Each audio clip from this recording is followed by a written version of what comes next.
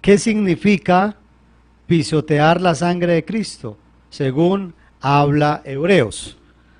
La cita entonces la encontramos en Hebreos 10, 26 al 29, que dice así: porque si pecáremos voluntariamente, después de haber recibido el conocimiento de la verdad, ya no queda más sacrificio por los pecados, sino una horrenda expectación de juicio y hervor de fuego que ha de devorar a los adversarios. El que viola la ley de Moisés por el testimonio de 2 o 3 testigos muere irremisiblemente. ¿Cuánto mayor castigo pensáis que merecerá el que pisoteare al Hijo de Dios y tuviere por inmunda la sangre del pacto en el cual fue santificado e hiciera afrenta al Espíritu de gracia? Entonces la pregunta que nos hacen acá, hermano, es: ¿qué es pisotear la sangre de Cristo según este contexto? Excelente la pregunta. Muy bien. Al entrar a este pasaje, primero recordamos a quién fue escrito esto. Fue escrito a la iglesia, a la iglesia hebrea, es decir, de origen netamente judío. Por eso es la carta a los hebreos. Recordemos que al principio una gran parte del judaísmo recibió el evangelio de Jesucristo, se convirtieron al Señor como en cantidades, como se puede ver desde Hechos capítulo 2, Hechos capítulo 4, donde se convirtieron por miles. Pero más tarde vinieron unas confusiones y unas falsas doctrinas de algunos fanáticos judíos que comenzaron a decir que Jesucristo no podía ser el Mesías, que menos Dios manifestado en carne, y que por lo tanto tenían que regresarse de nuevo a la ley de Moisés. Eso es lo que vemos en el libro de los Gálatas. Cuando Pablo escribe a los Gálatas, les está escribiendo toda la confusión que hubo en el mundo judío, cómo la gente dejó de seguir la gracia, muchos de ellos dejaron de seguir la gracia y se volvieron a las obras de la ley. Muchos de ellos renunciaron a la fe que habían recibido al principio y se vuelven otra vez a todos los ritos que habían guardado antiguamente. Entre esos, los argumentos de esta gente era que Jesucristo era un hombre común y corriente, un hombre normal, y que la sangre de un hombre no podía redimir a nadie porque la sangre de un hombre era inmunda. Entonces, al volverse en atrás, dejar la fe, abandonar el evangelio, ¿qué esperanza de salvación le queda? Si el único salvador, si la única fuente de salvación es Jesucristo mediante su obra en la cruz del Calvario a favor nuestro, si una persona cree que la sangre de Jesucristo es inmunda, entonces ¿qué otro medio le queda para salvación? Claro, ninguno. No queda ningún otro medio para salvación, porque solo mediante la reconciliación y la redención hecha por Jesús en la cruz del Calvario tenemos salvación. Por error, equivocadamente, algunos le han atribuido este texto, han buscado atribuirle este texto a personas que se han apartado de la fe, que no tienen nada que ver. Correcto, no tienen nada que ver en este contexto, no se le está escribiendo a ellos, se le escribió directamente a los hebreos, como se les escribe también en el capítulo 6, está escrito casi igual, y se le está escribiendo en este capítulo 10. Si una persona considera que la sangre de Jesucristo es inmunda, ¿qué otro sacrificio queda por los pecados? De hecho, ha hecho afrenta al Espíritu de gracia, es decir, porque recuerde que por la gracia fue la que vino para traernos salvación. Y si una persona pisotea la sangre de Jesucristo, echó a un lado la gracia de Dios, ¿correcto? Ignoró la gracia de Dios y sin eso, pues no queda ningún medio para ser salvo. Muy bueno, hermano Antonio, esta aclaración, porque uno sí escucha que algunas personas le atribuyen, como usted dice, a las personas que se apartan y dicen, no, es que ya no tiene, porque pisoteó la sangre de Cristo, ya no tiene esperanza, pero la Biblia nos dice algo diferente. La Biblia dice que el que confiesa su pecado y se aparta alcanza misericordia, ¿verdad, hermano Antonio? Correcto, sí. O sea, no tiene nada que ver un asunto con el otro. La reconciliación de una persona que se ha apartado con Dios no tiene nada que ver. Una persona se apartó de la fe, se fue del Señor, pero él no considera que la sangre de Jesucristo sea inmunda. Por el contrario, cree que si vuelve y se reconcilia con el Señor, la sangre de Jesucristo, su Hijo, nos limpia de todo pecado, como dice Primera de Juan capítulo 2. Estas cosas os escribo para que no pequéis, pero si alguno hubiere pecado, abogado tenemos para con el Padre, a Jesucristo el justo. Él es la propiciación por nuestros pecados, y no solamente por los nuestros, sino también por los de todo el mundo. Si una persona se apartó, pero cree que la sangre de Jesucristo puede perdonar, puede limpiar todos sus pecados en el momento que él se reconcilie de todo corazón con Dios, no está teniendo por inmunda la sangre de Jesucristo, ni está haciendo afrenta al Espíritu de gracia. Claro, tiene esperanza. Claro. Porque si hay ese reconocimiento, Dios lo puede restaurar. Gracias, hermano Antonio. Aquí tenemos otra pregunta, hermano Antonio. Aquí hay un contexto, voy a leerlo primero. Este está en primera carta a los Corintios, capítulo 3, verso 11 al 15. Dice, porque nadie puede poner otro fundamento que el que ya está puesto, el cual es Jesucristo.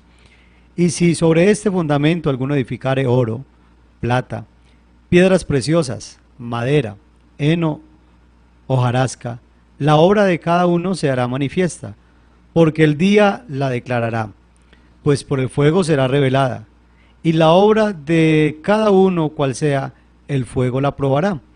Si permaneciere la obra de alguno que sobreedificó, recibirá recompensa. Si la obra de alguno se quemare, él sufrirá pérdida, si bien él mismo será salvo, aunque así como por fuego.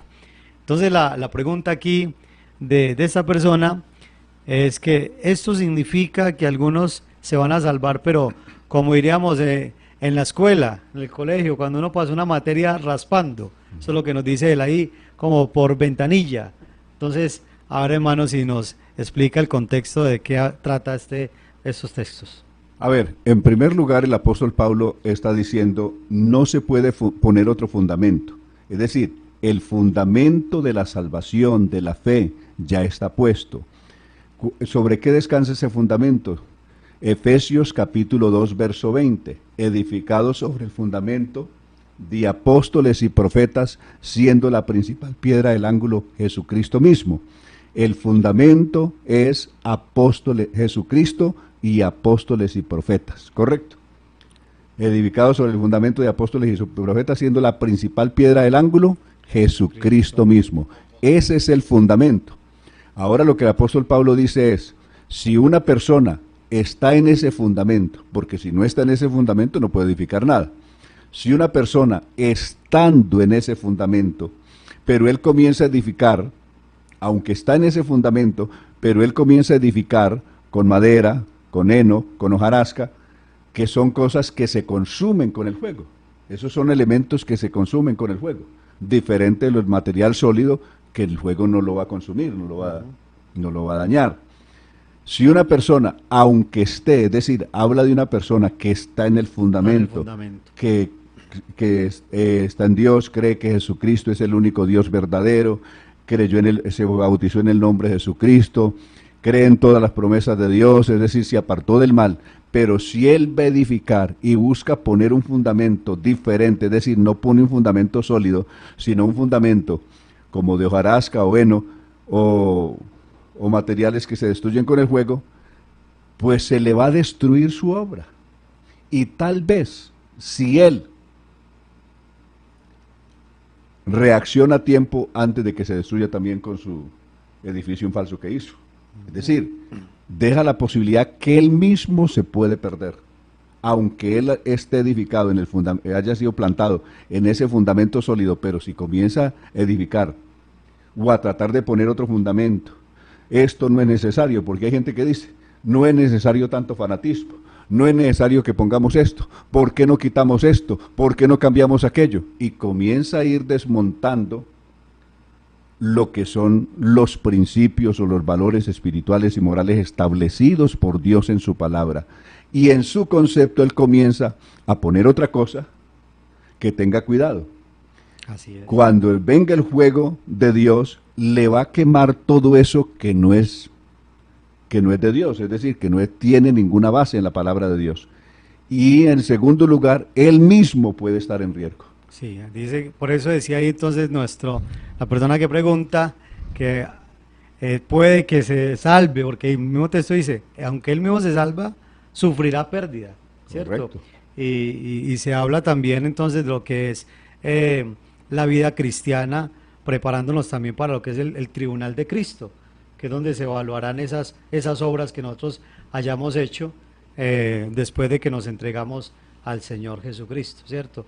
Y entonces creo que aquí, hermano Antonio, el énfasis ahí es que ninguno puede poner otro fundamento que el que ya está puesto. El énfasis es ese: nadie es tan sabio para poner otro fundamento del que ya Dios estableció. Hay un fundamento establecido, puesto.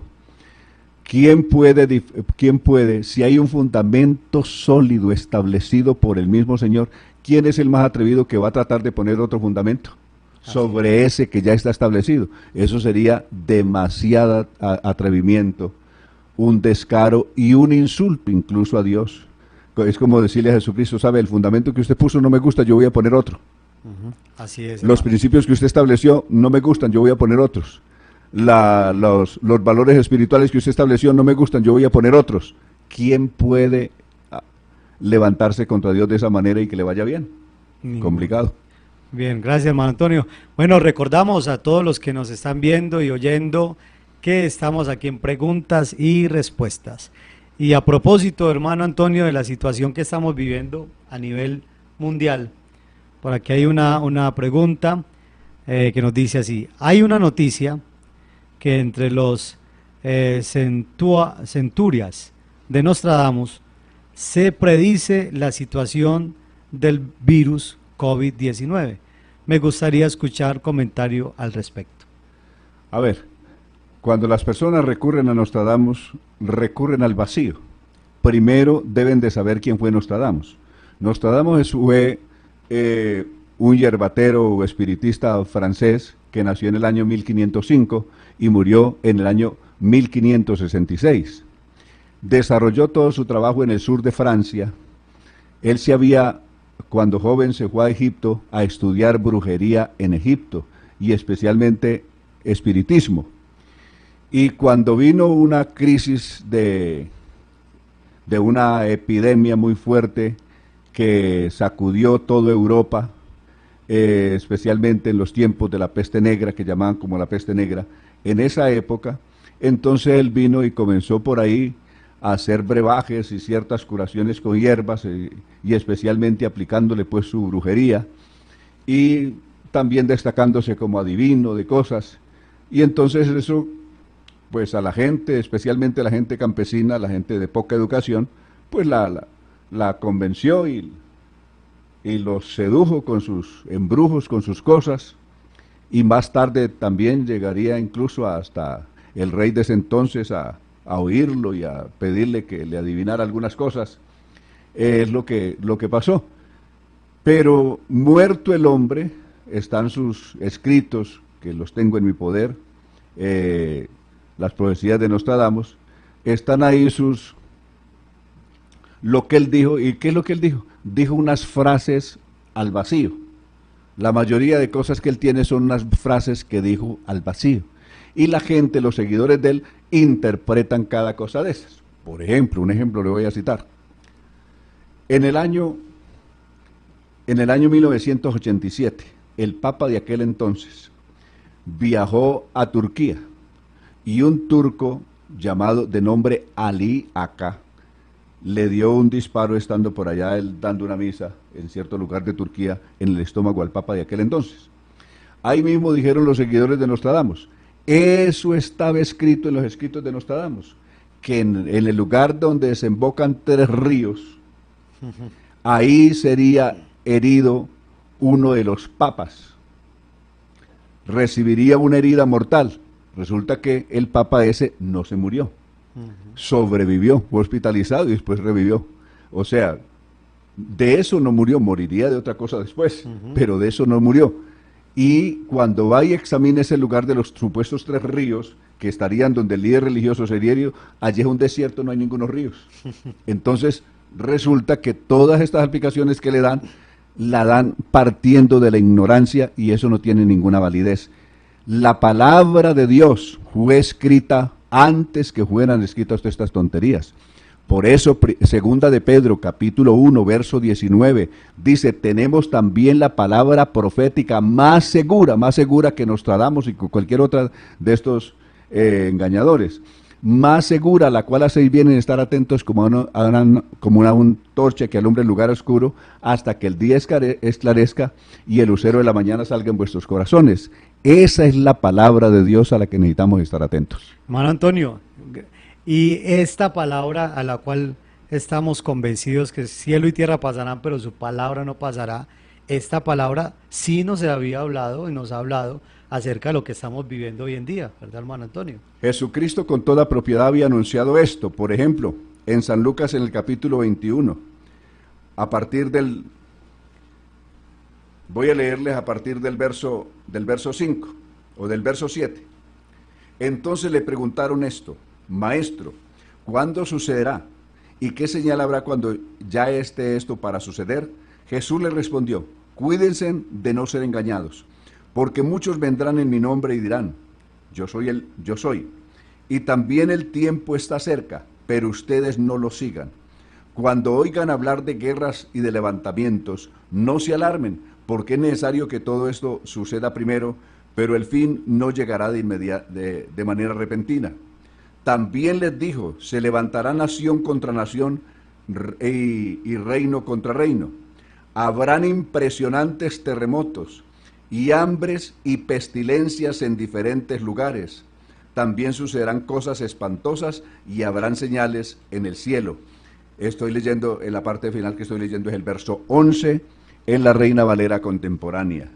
Entonces, Jesús habló de estos eventos. Terremotos en diferentes lugares, esos los han habido. Y hay dos cosas que siempre van juntas, dos fenómenos que andan juntos: el hambre y las pestilencias. En el verso 11 dice: habrán hambres y pestilencias en diferentes lugares. Normalmente, ¿a qué conduce una cosa? ¿A qué lleva una? Por ejemplo, la pestilencia que está viviendo hoy el mundo, ¿a qué lleva? A hambre. ¿Correcto? Ha producido un impacto económico en todo el mundo, incluyendo las economías más fuertes del planeta, están sacudidas en este momento por el impacto de esta pandemia. Entonces, ¿qué anuncia esto? Que las pestilencias y el hambre siempre van unidas, va una con la otra. Y eso lo anunció Jesús, eso no lo anunció Nostradamus, y eso está escrito desde ahora 2000 años y no desde el año 1900 o 1600 para acá, que se escribió lo de Nostradamus. Entonces, he aquí la palabra de Dios a la que realmente necesitamos estar atentos. Amén. Entonces esto, hermano, nos indique lo que hemos venido diciéndole a los hermanos, que nuestra actitud y posición ante esta situación que estamos viviendo no es de reprender la pandemia y reprender espíritus de enfermedad, porque estaríamos reprendiendo la misma palabra de Dios.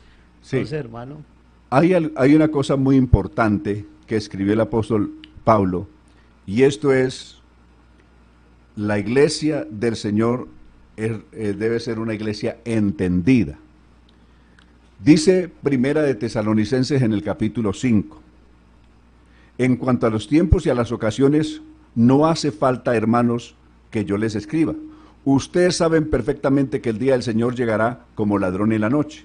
De repente, cuando la gente diga paz y seguridad, le sobrevendrá la destrucción como llegan los dolores a la mujer encinta, y no escaparán. Pero ustedes, verso 4, hermano Wilfer, mire lo que está diciendo. Cuando se dirige el apóstol a la iglesia dice: pero ustedes, hermanos, no viven en tinieblas como para que ese día los sorprenda como un ladrón, sino que ustedes son hijos de la luz e hijos del día. No somos de la noche ni de la oscuridad.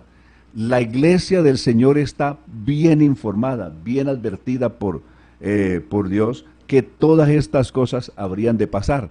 Todos estos hechos tenían que acontecer. Hoy sería un golpe tremendo para la fe de la iglesia si la palabra no se cumpliera.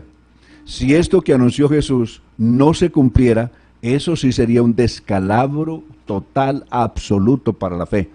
Pero que estos eventos anunciados por el Señor se cumplan, es para la iglesia del Señor incluso su gran motivo de orgullo y de inspiración. Hola, lo que el Señor dijo se está cumpliendo. Amén. La iglesia entonces no tiene por qué entrar en angustia, ni en tristeza, ni afligirse porque el Señor mandó esto. No, esto estaba anunciado que pasaría, esto tenía que ocurrir y cosas aún peores van a venir después. Amén.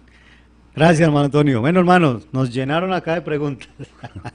Bueno, vamos con otra pregunta muy interesante. Dice, mi pregunta es, ¿el rico y Lázaro es una parábola o una historia? Y si es una historia, ¿quién la vio y la escribió? Jesús está citando una alegoría, es decir, que ¿quién la escribió? Ahí está escrito, la escribió Lucas, el evangelista. Entonces, y la escribió en base de una alegoría que citó Jesús. El rico y Lázaro está dada en un contexto de ¿qué? Jesús había venido hablando sobre la inutilidad del materialismo, es decir, del afán por las riquezas. Y cuando Jesús habló de esto, los fariseos se burlaban de él porque ellos eran avaros. Eso es lo que viene diciendo el texto. Ellos eran enfermos de avaricia y cuando ellos escucharon a Jesús hablar sobre la inutilidad o la necedad del afán por las riquezas, comenzaron a burlarse de Jesús. Entonces Jesús, al ver su burla, les refirió esto para citarles dos extremos. Lo inútil y lo vacío, lo basura que terminará siendo el materialismo. Y para eso citó dos ejemplos extremos. Citó al hombre más rico que pudiera existir en la historia del mundo. Ese hombre es hipotético, no ha existido todavía alguien así. Es un hipotético. Y citó al hombre más pobre del mundo, también es un hipotético. Le pone el nombre de Lázaro, pero realmente es un hipotético. Los dos extremos, observe, un hombre tan rico, que puede darse el lujo de hacer todos los días banquete con gran esplendidez. Todos los días, no de vez en cuando, ni cada 8 días ni un mes. Y dice gran esplendidez. Gran esplendidez lujo. quiere decir contratar las mejores orquestas del mundo, contratar los mejores chefs, invitar a las personas más destacadas que existan en la sociedad mundial para que vengan a su banquete.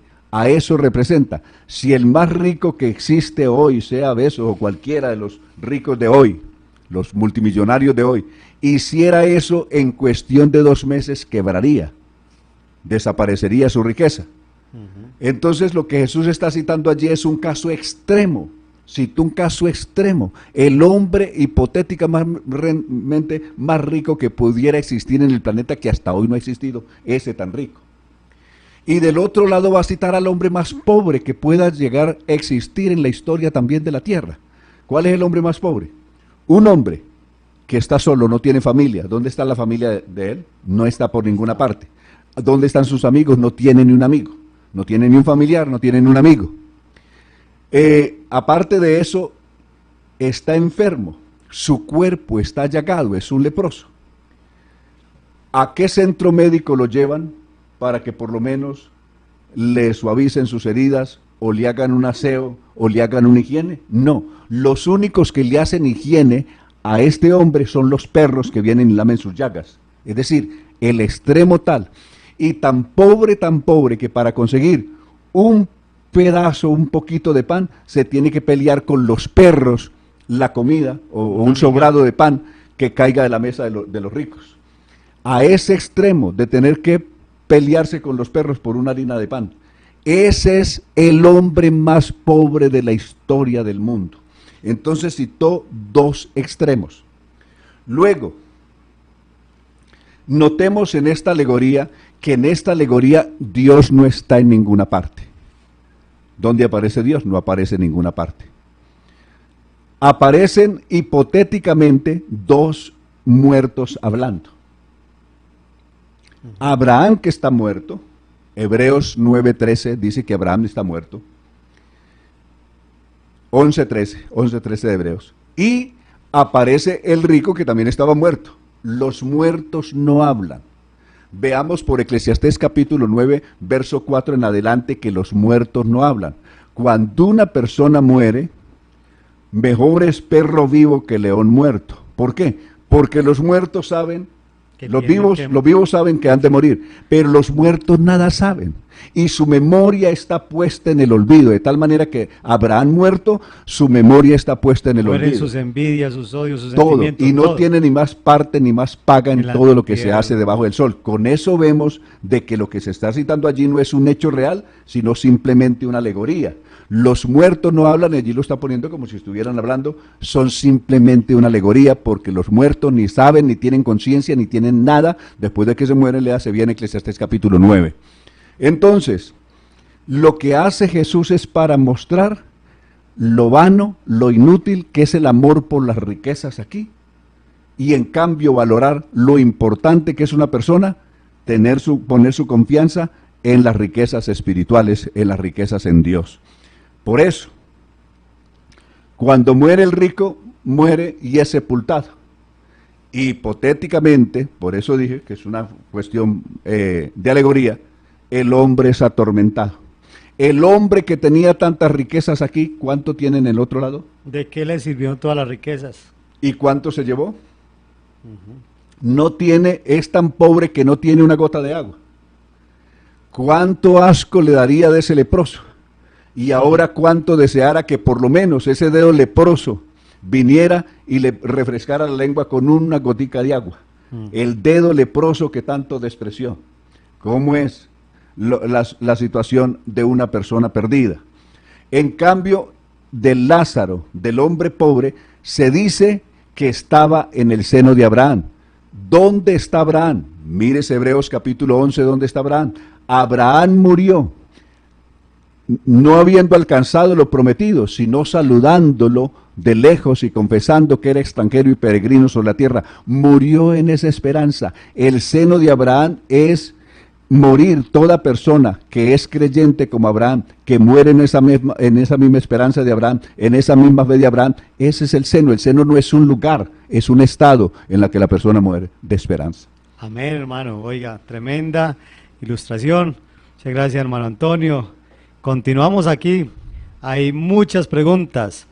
Dice hermano Antonio, ¿cómo podemos demostrar por medio de las escrituras que el Mesías es linaje de David, sabiendo que María no era del linaje de David, sino que era José, su esposo?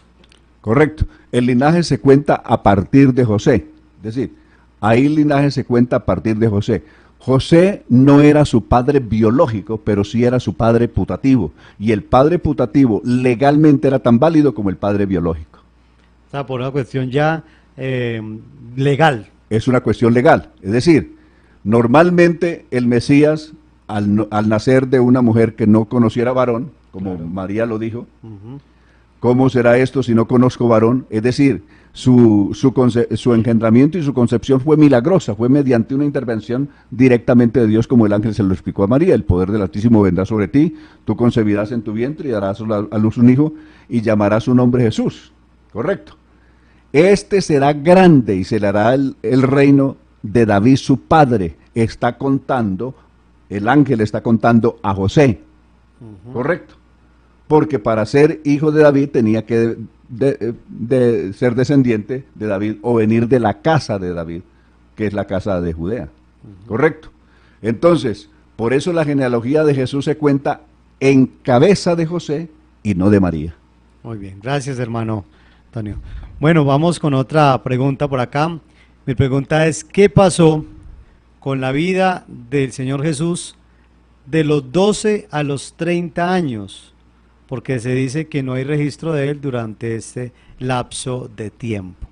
Muy bien, con eso nos vamos a remitir al capítulo 6 del Evangelio según San Marcos. En el capítulo 6 de Marcos comienza diciendo así: de allí Jesús fue a su tierra, y sus discípulos lo siguieron, y cuando llegó el día de reposo comenzó a enseñar en la sinagoga, y al escuchar a Jesús, muchos se preguntaban, admirados, ¿de dónde sabe todo esto? ¿Qué clase de sabiduría ha recibido? ¿Cómo es que sus manos pueden hacer estos milagros? ¿Acaso no es este el carpintero, hijo de María, hermano de Jacobo, de José, de Judas, de Simón? ¿Acaso no están sus hermanas aquí entre nosotros? y les resultaba muy difícil entenderlo. Pero Jesús les dijo: no hay profeta sin honra excepto en su propia tierra, entre sus parientes y entre su familia. Todo el tiempo, hasta que inició su ministerio, Jesús vivió en Nazaret. Se sabe por la historia extrabíblica que a una edad muy temprana, muy temprana en el caso de Jesús, muere José, su padre putativo.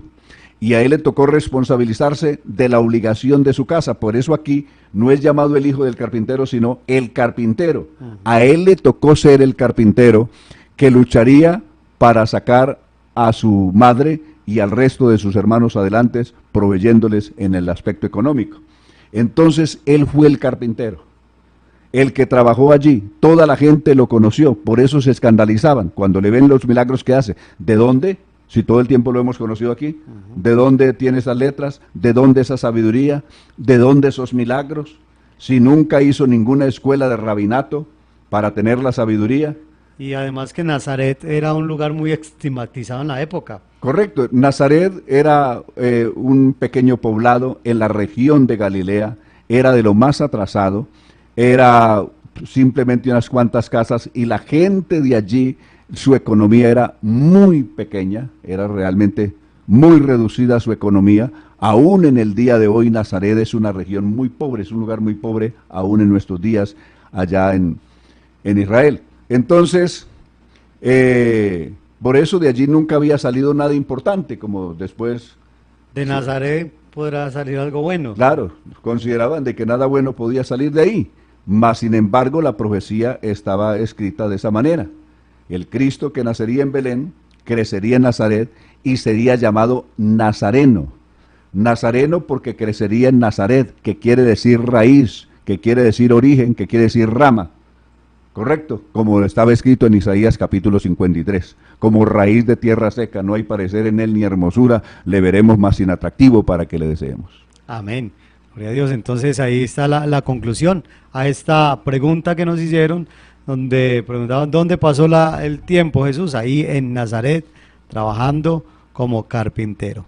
Bueno, aquí hay otra pregunta, hermano Antonio. Dice: al pecar Adán y Eva, vino la muerte al hombre. Esto lo que quiere decir es que la muerte fue obra de Lucifer. A ver, Romanos capítulo 5, verso 12. Dice: el pecado entró en el mundo por un hombre, y por el pecado la muerte, y la muerte pasó a todos los hombres por cuanto todos pecaron. Entonces, lo primero que existió en el universo, en cuanto al mal, fue el pecado. ¿Correcto? Y existió en el mundo angelical. Cuando el pecado hace su introducción en el mundo, entra a través de un hombre, no a través de una mujer. La Biblia pone el pecado, por la responsabilidad que significa o que representa, lo pone en cabeza del hombre, en cabeza del hombre, en cabeza de Adán. El pecado entró en el mundo por un hombre.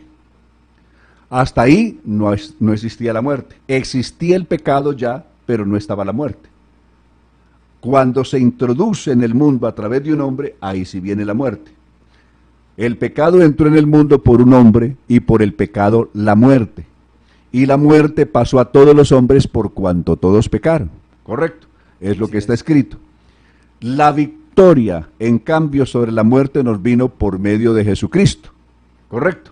La victoria viene por medio de Jesucristo, que quitó la muerte, segunda de Timoteo capítulo 1 verso 10, y sacó a luz la vida y la inmortalidad por el Evangelio. Si el pecado se introdujo en el mundo por un hombre y por el pecado la muerte, Cristo vino y quitó el pecado. Y al quitar el pecado quedó desarmada la muerte. La consecuencia. Y por eso viene entonces el desafío. ¿Dónde está, o muerte, tu aguijón? Porque el aguijón de la muerte es el pecado. Y el poder del pecado la ley. Pero gracias sean dadas a Dios que nos da la victoria por medio de nuestro Señor Jesucristo. Primera de Corintios capítulos 15, versos 54 en adelante. Amén. Gloria a Dios. Entonces, hermano Antonio, podemos concluir ahí que más que traerlo Lucifer fue una consecuencia de la decisión del hombre de pecar. Claro, claro. Porque no es que el diablo haya cogido al hombre y lo haya llevado a las malas a pecar. Fue su decisión. Fue una decisión. Muy bien, hermano Antonio. Queremos saludar poco a las personas que están allí en sintonía de este precioso programa. Saludamos a la hermana Daisy Cadavid, que nos está haciendo una pregunta también. Dios dijo a Moisés: tendré misericordia de quien yo quiera y tendré compasión también del que yo quiera. Entonces, a ver si podemos explicarnos, hermano Antonio, este versículo. Tendré misericordia del que yo quiera y tendré compasión del que yo quiera, según Romanos 9, 15 al 17. Excelente, excelente. Normalmente ha sido así. Es decir, la misericordia viene de Dios, como la paz viene de Dios, la salvación viene de Dios. Dios ha establecido unos parámetros para que el ser humano sea salvo. Cuando una persona entra en ese parámetro, hace lo que Dios ha dicho. Por ejemplo, a Israel le dice esto: he puesto delante de ti la vida y la muerte. ¿Y qué le dice Dios? Escoge la vida para que vivas. Pero si una persona escoge la muerte, o sea, él le da las dos opciones. Tiene las dos opciones. Pero fuera de eso, le invita para que tome la mejor decisión. Correcto. La voluntad de Dios es que todos los hombres sean salvos y vengan al conocimiento de la verdad. Pero si una persona dice, no me interesa la verdad, es decir, entonces Dios abre la puerta más grande. De tal manera amó Dios al mundo que ha dado a su Hijo unigénito para que todo aquel que en él crea no se pierda, mas tenga vida eterna. Todo aquel que en él crea no se pierda, sino que tenga vida eterna. Entonces, ¿eso qué es? Es misericordia de Dios. Dios ha abierto las puertas de su misericordia, de su gracia. La ley por medio de Moisés fue dada, pero la gracia y la verdad vinieron por medio de Jesucristo. Y el ministerio de la salvación está en cabeza de la gracia de esta manera. Tito 2:11, porque la gracia de Dios que trae salvación a todos los hombres. Entonces, una persona que cree la gracia de Dios, que cree que no se va a salvar por su religión, ni por sus obras, ni por sus méritos, ni por cualquier otra cosa, sino por la gracia de Dios, automáticamente está en el marco de la misericordia de Dios. ¿Tendré misericordia de quién? De ese que tendré misericordia. ¿Y cuál es el que tendré misericordia? Isaías capítulo 57, verso 15 dice: de quién tiene Dios misericordia. Porque así dijo el alto y sublime, cuyo nombre es el santo, que habita la eternidad. ¿Y con quién más habita? Con el quebrantado y humilde de espíritu, y que tiembla mi palabra. Ese que tiembla su palabra dice: yo tengo misericordia de ese. Así es, qué bueno. De ese tengo misericordia. Pero si a una persona no le importa la palabra de Dios, pues desde luego lo dejo por fuera. Pero ese que dice: me importa la palabra de Dios, creo la palabra de Dios, Dios tiene misericordia de eso. Amén. Es que, hermano Antonio, el ser humano ha querido evadir su responsabilidad. Entonces, y decir que no, que si se pierde fue culpa de Dios, que porque Dios lo determinó así desde la eternidad pasada. No, esa es una enorme mentira. Dios, habiendo pasado por alto los tiempos de la ignorancia, ahora manda a todos, no a algunos, a todos los hombres. A todos los hombres. ¿Y dónde? En todo lugar. ¿Qué les manda? Que se arrepientan. Claro. Por cuanto ha establecido un día en el cual juzgará al mundo con justicia. Eso es lo que la palabra de Dios tiene escrito. Amén. Gracias, hermano Antonio. Bueno, vamos con otras preguntas porque el tiempo avanza. Ya casi se nos va acabando el programa y todavía hay muchas preguntas, hermano Antonio. Bueno, por acá hay una pregunta y es, según algunos textos de la Biblia, la pregunta es: ¿la cruz la cargó Simón de Cirene o Jesús? La cruz, según el Evangelio según San Juan, si usted se lee en el Evangelio según San Juan, dice que salió Jesús cargando su cruz. Hay un momento dado que obligan a Simón de Cirene para que lleve la cruz, es decir, toma el leño pues más largo, que después sería el vertical, para que lo lleve detrás de Jesús en cierto punto del camino. Pero el que llevaba la cruz, según se lee ahí en el Evangelio según San Juan, fue Jesús. Salió Jesús cargando su cruz. Amén. Gracias, hermano. Bueno, por acá saludamos también a Linda Flores y ella nos dice: Dios les bendiga. La pregunta es: ¿la iglesia pentecostal será la única levantada u otras iglesias de sana doctrina del nombre de Jesucristo? Hablando del arrebatamiento. La salvación no está escriturada la iglesia pentecostal unida. Eso no es la iglesia pentecostal es una razón social. La iglesia en cualquier otro lugar del mundo tiene otro nombre, no se llama iglesia pentecostal, tiene otros nombres, en cada lugar tiene una razón social, no hay que confundir la razón social con lo que es la doctrina o la doctrina verdadera. Una cosa es la doctrina verdadera o la verdad del evangelio y otra cosa son las razones sociales. Las razones sociales simplemente es que como cada persona tenemos que tener un nombre para ser reconocidos ante la Registraduría Nacional, así también cada organización religiosa tiene que tener un nombre para identificarse ante el país con el que va a ser reconocida y registrada. Pero eso no significa la doctrina. La doctrina es otra cosa. Por eso Pablo escribe diciendo a la iglesia del Señor y a todos aquellos donde en cualquier lugar del mundo invocan al Señor nuestro como también de ellos. Tengan así su razón social, llámese como se llame, si se llama Voz en el Desierto, si se llama Iglesia Evangélica del Nombre de Jesucristo, como se llama en algunas partes, o Iglesia Laipule, Iglesia Latinoamericana, o como se quiera llamar, eso no es lo importante. Lo que es fundamental es que la persona crea que Jesucristo es el único Dios verdadero, que se arrepintió de todo corazón, que se bautizó en el nombre de Jesucristo, que cree fielmente en las promesas de Dios, que vive una vida de santidad en el temor de Dios, porque sin santidad y paz nadie verá al Señor. Esa persona, no importa cómo se llame su organización en su país, esa persona es salva. Amén, porque el Señor viene por una iglesia. Claro, no por una organización, viene por una iglesia. E inclusive de nuestra misma organización, como usted mencionaba, hermano Antonio, obras misioneras que tenemos, se ponen otro nombre porque inclusive ya hay Iglesia Pentecostal Unida allí en ese país, entonces toca poner otro nombre, otra razón social, otra correcto. razón social. Muy bien. Bueno, hermanos, dice por acá Marjorie Zapata, respecto a Romanos capítulo 16, versos 17 y 18, está refiriéndose a que no debemos compartir con personas de otras denominaciones y religiones. Ese es Romanos capítulo 16, versículos 17 y 18. Veamos lo que dice. Pero les ruego, hermanos, que no se cuiden de los que causan divisiones. No está hablando de personas de otras organizaciones.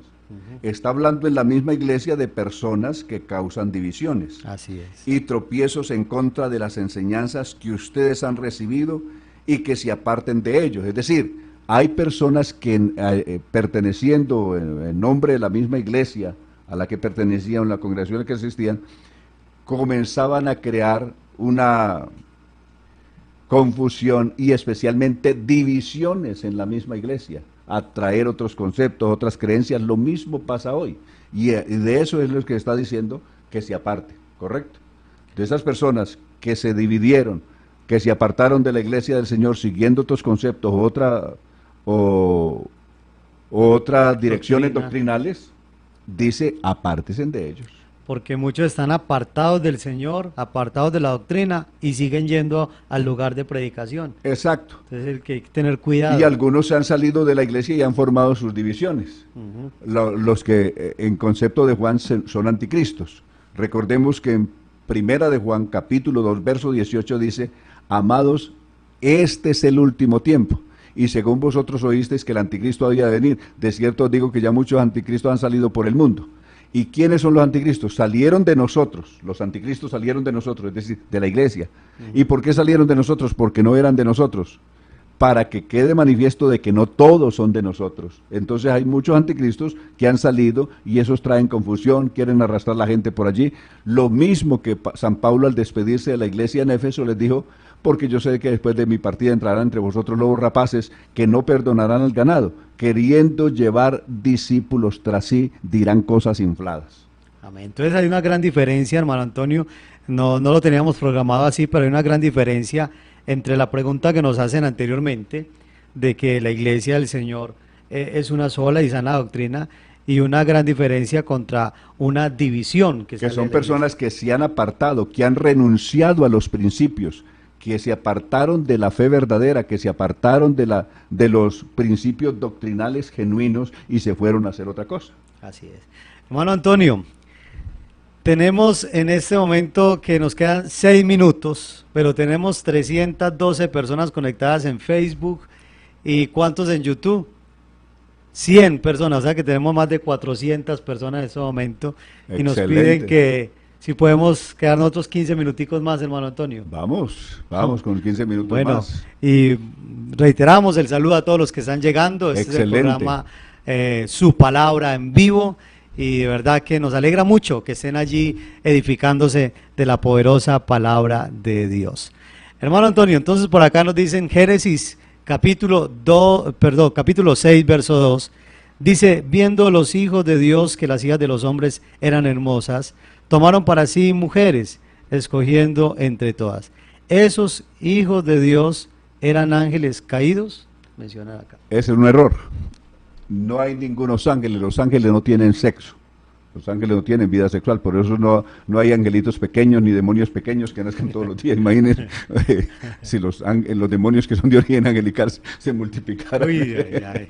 No se multiplican ya. Esos son los que son. Claro, entonces esos son tonterías que la gente ha sacado. El mismo Señor dice que los ángeles ni se casan ni se dan en casamiento. Sí. San Lucas 20:34. Entonces, veamos. Si a partir de la separación o del descarrío de Caín se descarría de Dios, yo sé que me echas hoy de tu presencia y seré errante en la tierra, correcto. Y el hombre se fue y habitó al oriente de Edén, o sea, se fue lejos de la región donde normalmente quedaba el huerto, que es donde ellos habían crecido. Entonces el hombre se va a una región distante, allí desarrolla su familia. Recordemos que en ese entonces se casaban entre ellos y recordemos que Adán y Eva no tuvieron solamente 3 hijos, sino que tuvieron muchos hijos e hijas, según está registrado en el capítulo 5. En ese entonces se casaban entre sí.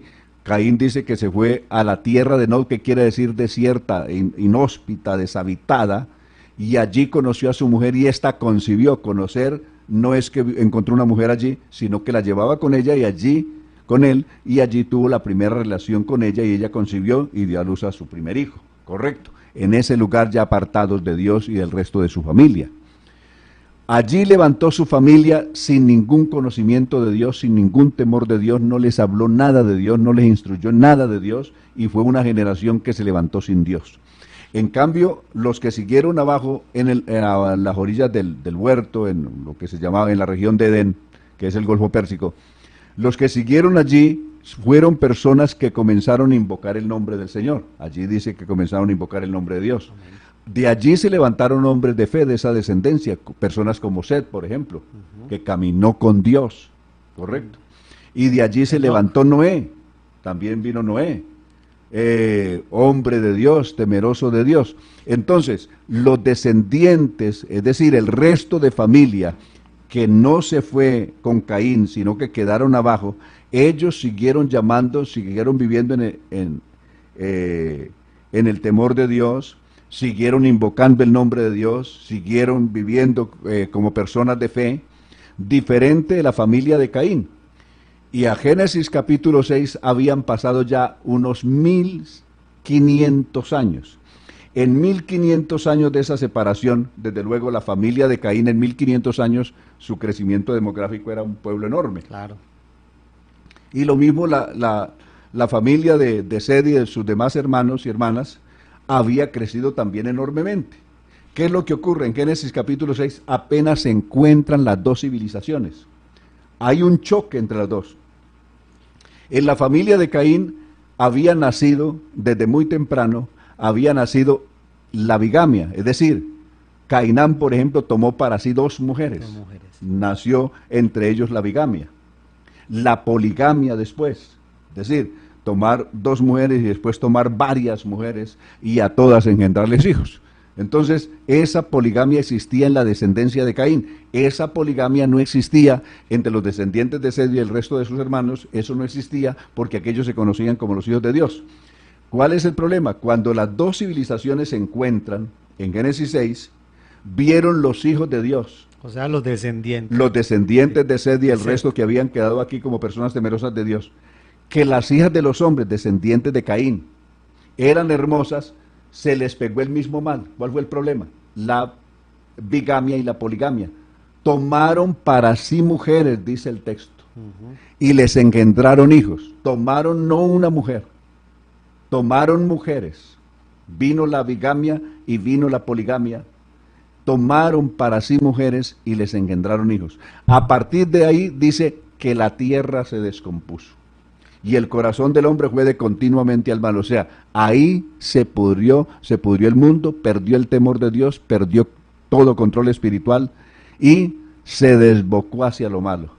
Y la tierra, en el verso 13, se llenó de violencia en consecuencia de todo ese desorden y todo ese desvío de Dios. Podemos decir, hermano, que mientras estaban sin unirse en estas dos generaciones, para Dios pues había como un contentamiento con esos hijos de él, esos descendientes, pero después de que ya pierden todas las buenas costumbres que tenían, es ahí cuando el Señor les duele en el corazón, claro, de haber creado al hombre, dice ahí. Sí, de alguna manera, Primera de Corintios 15, 34 dice, en el 33 está hablando de personas, porque de cierto le digo que hay personas que no conocen a Dios.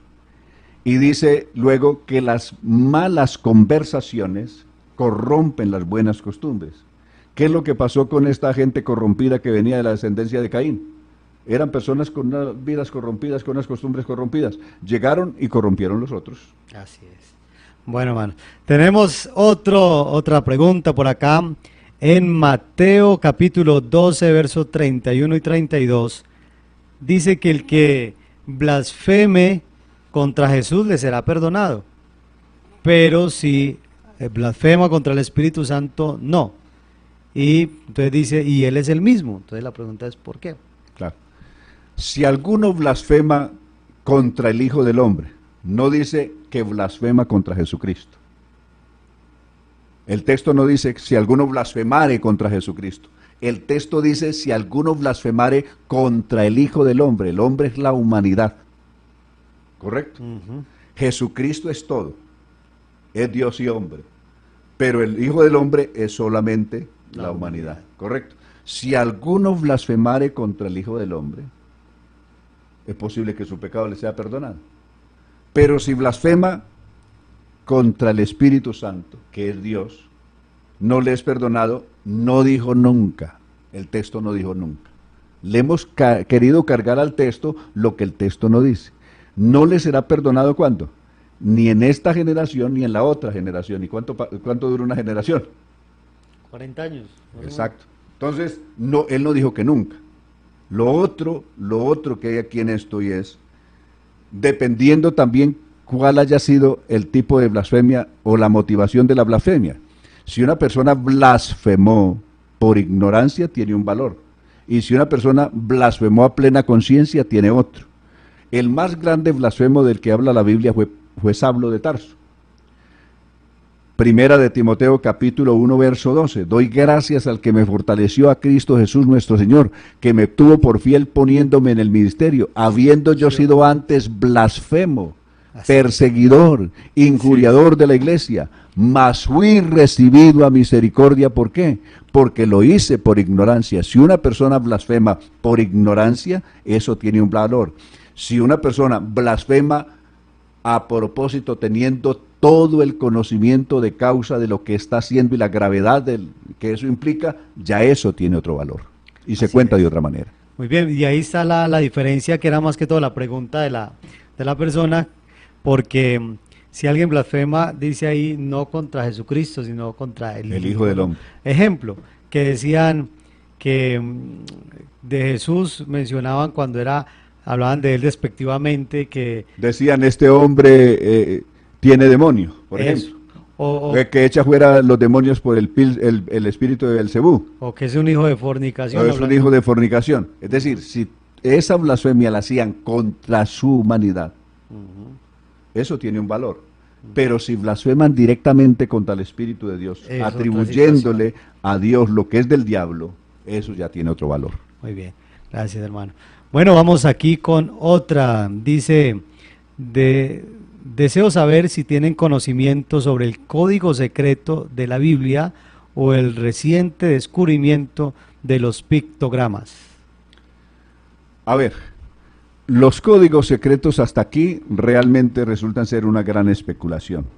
Los códigos secretos pues que la gente conoce, es decir, de lo que la gente habla y especula, que descubrieron que tal nombre aparece como un código secreto, hasta aquí son una vacía especulación. No existe comprobado nada.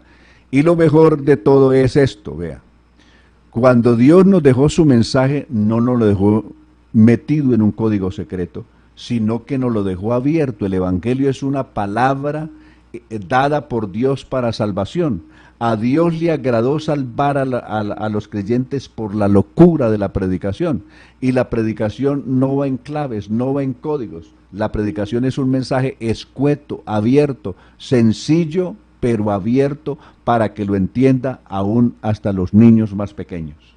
Entonces, eso decir que es código, es decir, eso quedó exclusivamente reservado, lo reservó Dios para unos cuantos privilegiados que alcancen a descubrir esos códigos. Del resto de la humanidad está perdida porque no tiene acceso a esos códigos. Eso no es justo. Sí, porque y también dice el Señor que Él ya los secretos y lo que estaba oculto de tiempos antiguos ya no lo reveló.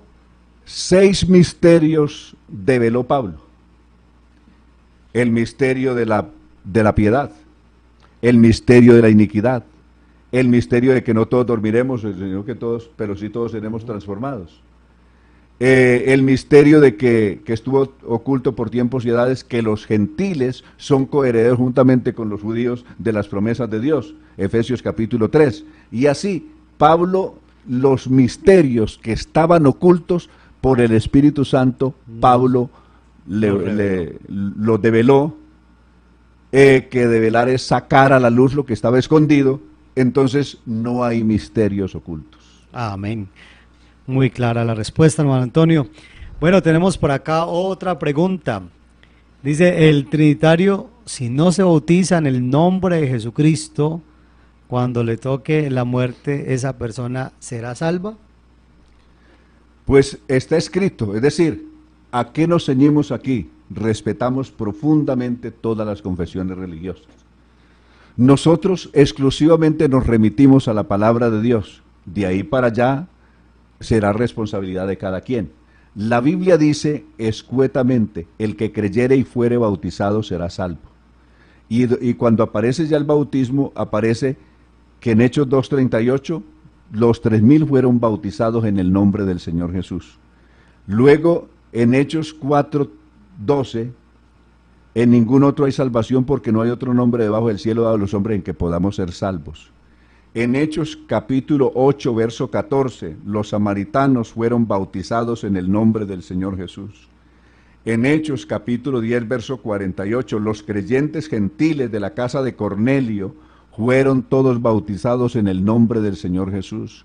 Hechos capítulo 19, verso 5, los primeros creyentes en Éfeso fueron bautizados en el nombre del Señor Jesús. Hechos capítulo 22, 16, Saulo mismo, aquel blasfemo perseguidor de la iglesia, fue bautizado en el nombre del Señor Jesús. Ahora pues, ¿por qué te detienes? Levántate y bautízate y lava tus pecados invocando su nombre.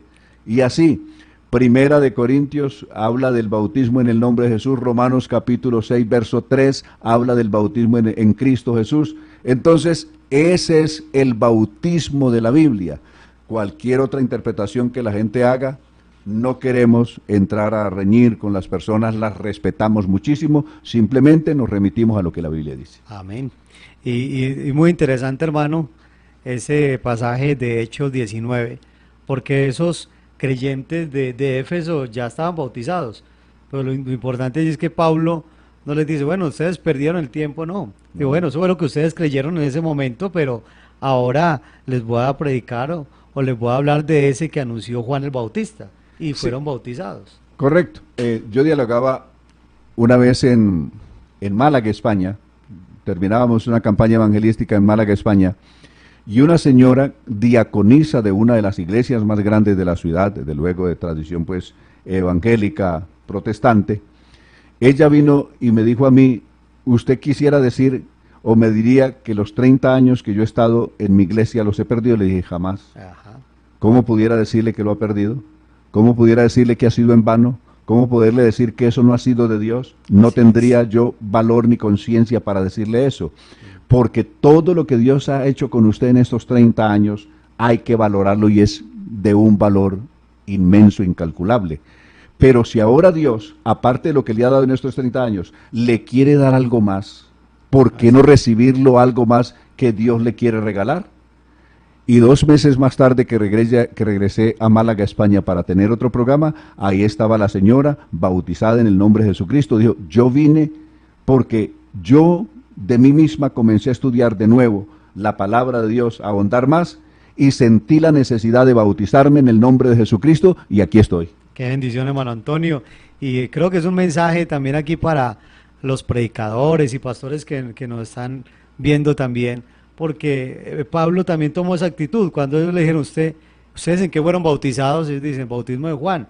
Y no los regañó, no les recriminó. Exacto. Digo, Juan bautizó, bautismo para arrepentimiento y diciendo, y tomó de ahí, y a partir de ahí les habla el bautismo en el nombre de Jesús. Correcto, eso es muy importante. Nosotros, No atacar a las personas. nosotros no salvamos a la gente la salva Dios y no nosotros. Así es, hermano. Bueno, hermanos, vamos ya con las últimas preguntas. De antemano ya estamos pidiéndole disculpas porque no vamos a alcanzar a responderlas todas, pero creo, hermano, que vamos en deuda para una próxima, hermano Antonio. Claro, habrá otra oportunidad de la voluntad del Señor. Con la ayuda del Señor. Pero vamos entonces a responder acá, hermano. Dice, Dios les bendiga, una pregunta. En el libro de Isaías, capítulo 26, verso 20, donde dice, entra pueblo mío, entra en tus aposentos y cierra tras ti tus puertas. ¿Es aplicable a la situación en que estamos o para qué tiempo se escribió? Muchas gracias.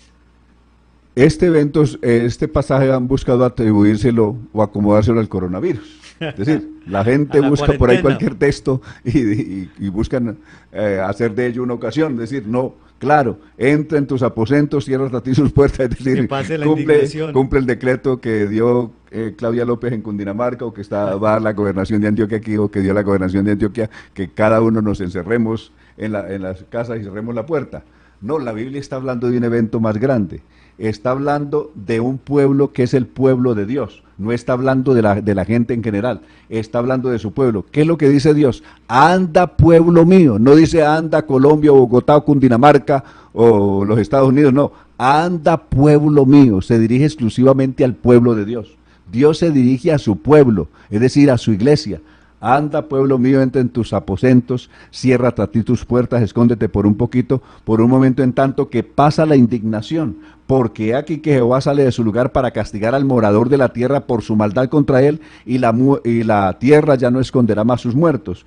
Esto habla del gran juicio que vendrá en el tiempo de la gran tribulación, pero para ese tiempo de la gran tribulación, la iglesia estará escondida en un lugar que ya Dios le ha preparado. Amén. Seremos arrebatados en las nubes para recibir al Señor en el aire. Y así en el aire, mientras pasa el aire aquí, nosotros estamos en el aire con el Señor. De alguna manera, de alguna forma metafórica, lo había dicho también David en el Salmo 27. Jehová es mi luz y mi salvación, ¿de quién temeré? Jehová es la fortaleza de mi vida, ¿de quién atemorizarme? Cuando se juntaron contra mí los malignos, mis angustiadores, para comer mis carnes, ellos tropezaron y cayeron. Aunque un ejército acampe contra mí, no temerá mi corazón, aunque contra mí se levante guerra, yo estaré confiado. Una cosa he demandado al Señor y esta buscaré, que esté yo en la casa de Jehová todos los días de mi vida para contemplar la hermosura de Jehová y para inquirir en su templo. Por una razón, porque Él me esconderá en su tabernáculo. Hay un tabernáculo especial para esconder Dios a los suyos. Él me esconderá en su tabernáculo en el día del mal, me ocultará en lo reservado de su morada y sobre una roca me pondrá en alto. Luego levantará mi cabeza sobre mis enemigos que me rodean y yo sacrificaré en su tabernáculo sacrificio de júbilo. Cantaré y entonaré alabanzas a mi Dios. Amén. Entonces, hermano, está hablando al pueblo de Israel y en el tiempo... En Isaías más directamente a la iglesia, es decir, Esto sí estaba como un mensaje que el profeta Isaías lo dijo y no supo para cuándo se cumpliría. Y cuando David dice también este salmo o esta poesía del Salmo 27, él tampoco sabía lo que estaba diciendo, pero realmente eso apunta es hacia la iglesia del Señor en el tiempo de la gran tribulación. El tiempo que el Señor se llevará a su los iglesia, suyos. claro. Amén. Bueno, y a propósito de esto, hermano, para terminar con la última pregunta, ya que estamos en este mismo contexto, dice acerca de la situación actual, podríamos decir que lo que está sucediendo es lo que a la Biblia se refiere cuando dice principio de dolores. Correcto. Todo está escrito ahí en San Mateo capítulo 24. Esto no es el fin del mundo, es apenas principio de dolores. O sea que todavía no es el fin, es principio de dolores para la humanidad. Porque lo que viene todavía es de enorme trascendencia lo que ha de ocurrir en el mundo, porque lo que va a venir en el tiempo de la gran tribulación es un evento tan grande que no lo ha habido en toda la historia del mundo ni lo volverá a ver después, según lo anunció Jesús en San Mateo capítulo 24, verso 21. Hermano Antonio, es que uno se pone a pensar, si un virus como este ha impactado tan fuertemente al mundo, ahora cómo será con todo lo que viene en la gran tribulación para este mundo. Por eso, lo describió Daniel y lo dijo Jesús, lo que viene para este mundo será un tormento tan grande que ningún tiempo pasado lo hubo, ni lo volverá a ver otro después como ese. Es decir, será unos eventos tan desastrosos que un solo juicio, un solo evento de tantos que van a haber, acabará con la tercera parte de los habitantes del mundo. Un solo juicio. Y para ese tiempo ya la iglesia no estará, así que exacto, está escondida en el tabernáculo de Dios. En ese tabernáculo, no es en la cuarentena de ahora, es en esas puertas donde vamos a entrar. Y esa puerta está abierta, hermano, todavía, ¿cierto? Claro. Que llama a Jesucristo. Hay un último consejo ahí para los que nos escuchan. La puerta está abierta. Ahora en la predicación yo decía que la puerta está abierta hasta que suene la trompeta. Hay una trompeta que anuncia que la puerta cierra, porque el Señor mismo con voz de mando, con voz de arcángel y con trompeta de Dios descenderá del cielo. Y los muertos en Cristo resucitarán primero, luego nosotros los que vivimos, los que hayamos quedado, seremos arrebatados juntamente con ellos en las nubes para recibir al Señor en el aire y así estaremos siempre con el Señor. Eso es 1 de Tesalonicenses capítulo 4 versos 15 en adelante. Entonces, cuando ya suene esa trompeta, eso quiere decir que sí, la puerta se cerró, descrita en Lucas capítulo 13, verso 22 en adelante, se anunció de una puerta que se cerraría.